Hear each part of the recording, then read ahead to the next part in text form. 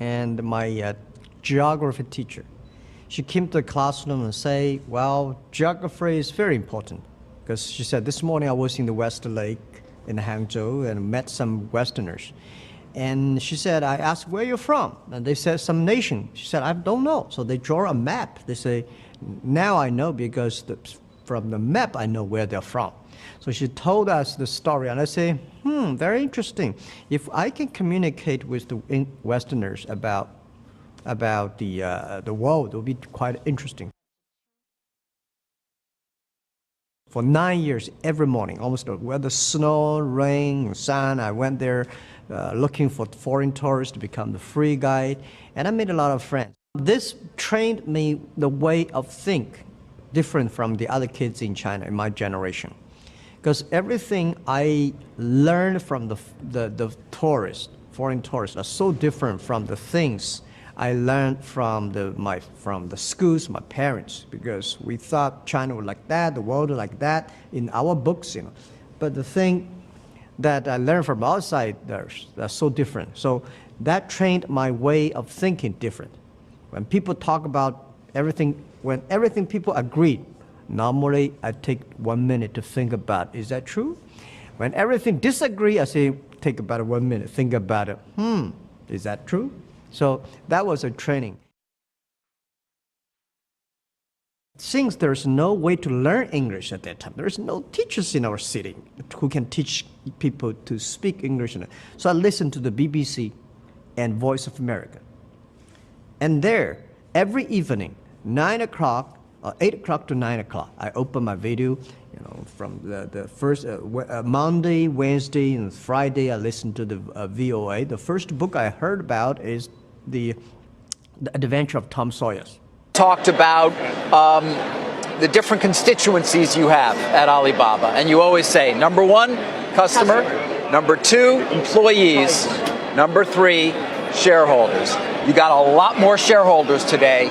Is that going to change at all in any way, the way you view your business or run your business? Well, I think still, as always, I believe that customer number 1, employee number 2, and shareholder number 3. But today, what we got is not the money. What we got is the trust from the people. Millions of small business, so many shareholders. I'm very honored and so excited because when you see these shareholders, you know, it's the responsibility. I've been thinking about the next 5 and 10 years, how I can making sure these shareholders be happy.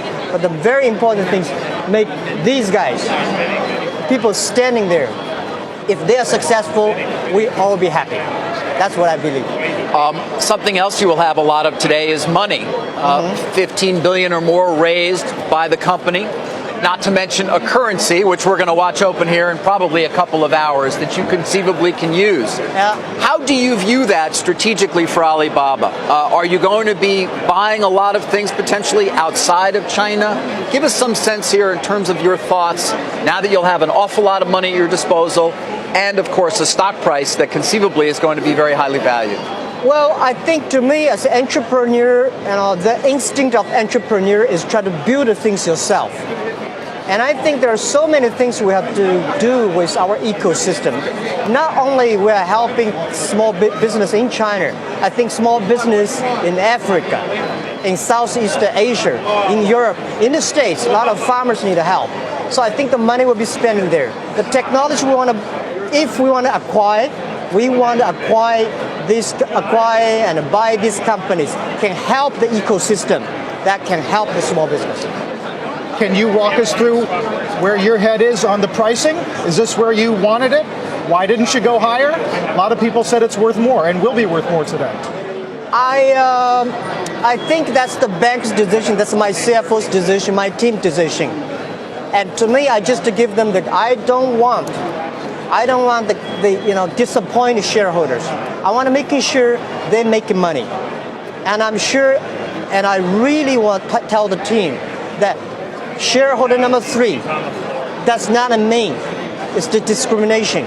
We respect, we are very thankful from heart. But the thing we do better is when we really care about it, the customers. you really make those innovative young people successful. The shareholders will be happy. So to me, the price up and down, that's my people worry about. I worry about whether the customer happy. That's always. Let me ask you. This is a great American story. That's actually a Chinese story. I wonder who are your heroes? Who are my heroes? Yes. Well, I got my story, my dream from America 15 years ago when I came to America. When I visited Silicon Valley, I saw Sunday in the evening, the road was full of cars, all the buildings was lights. That's the passion. And the hero I had is Forrest Gump.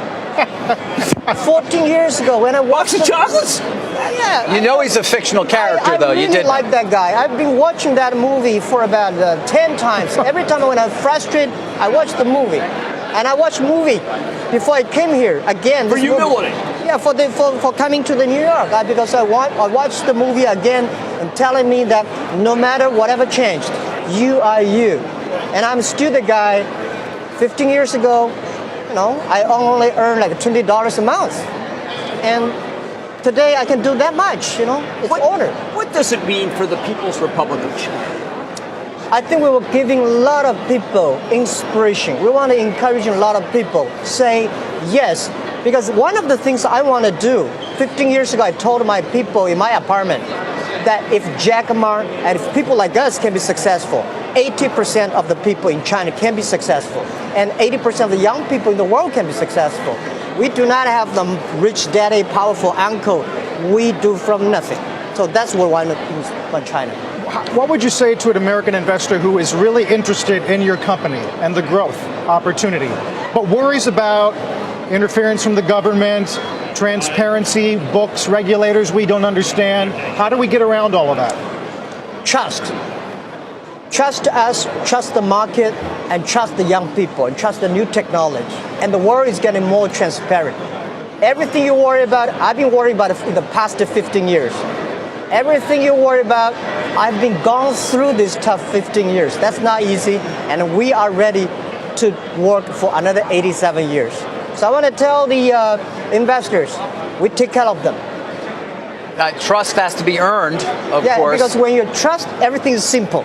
If you don't trust, things get complicated. And so when we talk about transparency and people look at the Alipay transaction, which got a great deal of publicity at that time and certainly was not something Yahoo was happy about, how should we view that? Well, someday people will find out. And today is not time. And I would say I have 25,000 smart people.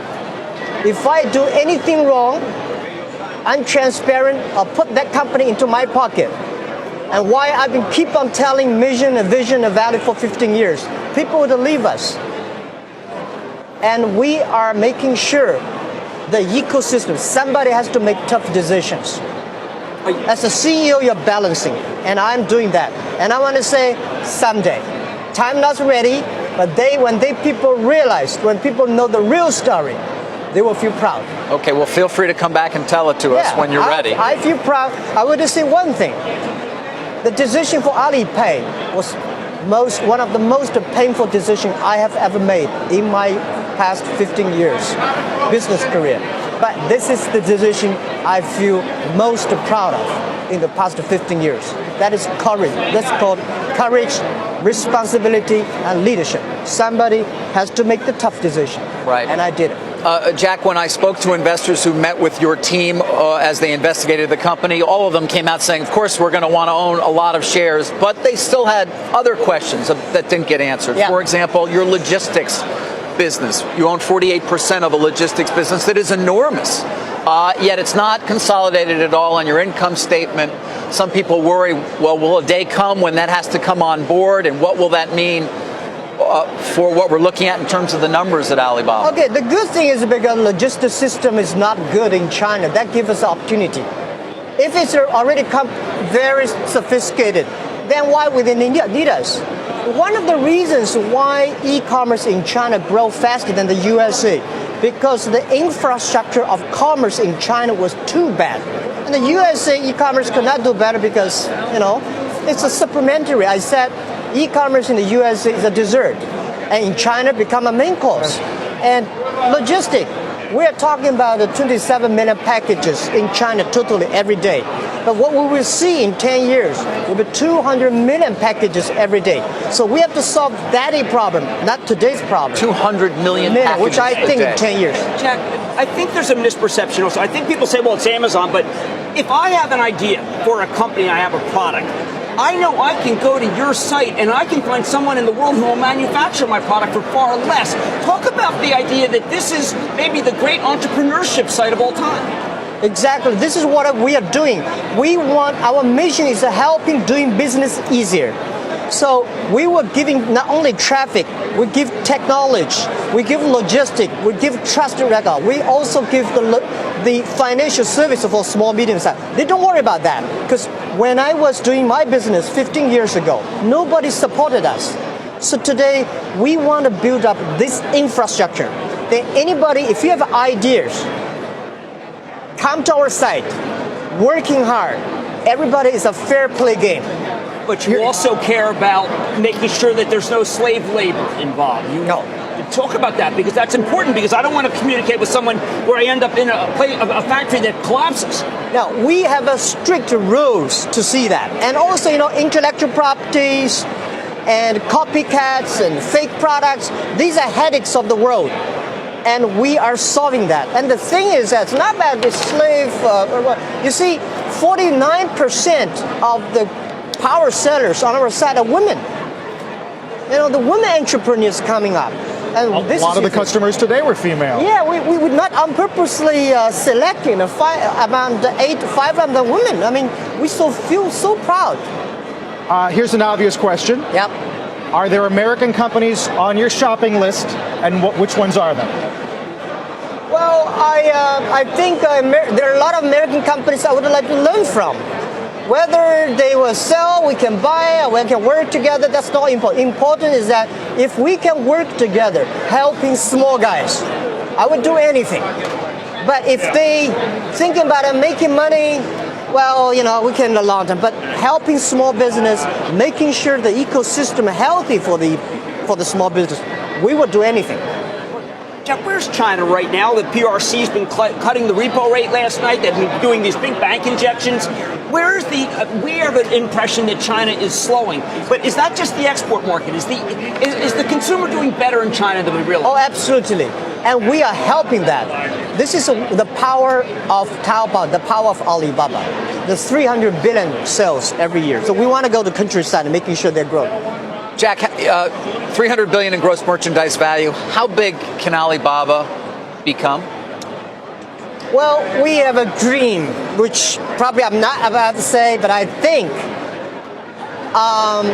we value that the China changed because of us in the past 15 years. And we hope in the next 15 years, the world changed because of us. We want to be bigger than Walmart. We want to be bigger. It's not the size. We want to learn from Walmart. They changed the business last century. They strengthened the B2C. And we hope 15 years later, they say, this is the company like Microsoft, like IBM, like Walmart. They shape the world. We have to let you go, but before we do, you're worth now, or will be, more than the GDP of Estonia. What are you going to do with that money? What would mean? Still focusing on our mission. I mean, But your own personal wealth. For me? Yes. Well, this is a headache thing because I'm going to spend.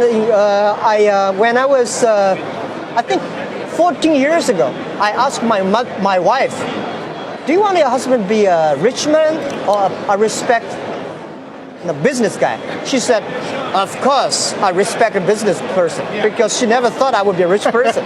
Because we were having fun doing it. So today, I think, and then later I said, before I'm 50 years old, my job is making money, helping other people making money.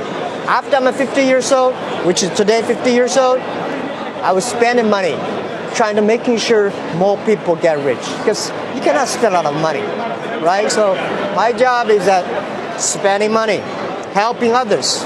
This is a headache. Jack Ma, thank you. We will be following the opening, of course, of Alibaba. And by the way, what's in the box? Oh, yeah. Oh, yeah. Okay. This is our T-shirt, the souvenir for Alibaba listing. And we say in the Mega Faganing, everybody should have a dream. And the bet is, what if it realized? Because people don't believe in dreams anymore, a lot of young people. And we want to tell them, it's the dreams that you have to keep. And we want everybody to have this dream. And I want to give this as a gift to you. Thank you so Thank much. You. Thank We you, will sir. have it. Thank you. Thank you. People are making jokes on Twitter about Forrest Gump. They say Lieutenant Dan on line 1. Thank you. Jack Ma, the Jack, thank you. chairman of the Alibaba Group, thank you for joining us. We look forward to seeing you again. Okay, thank you very much. Have a Take care. great day. Thank you.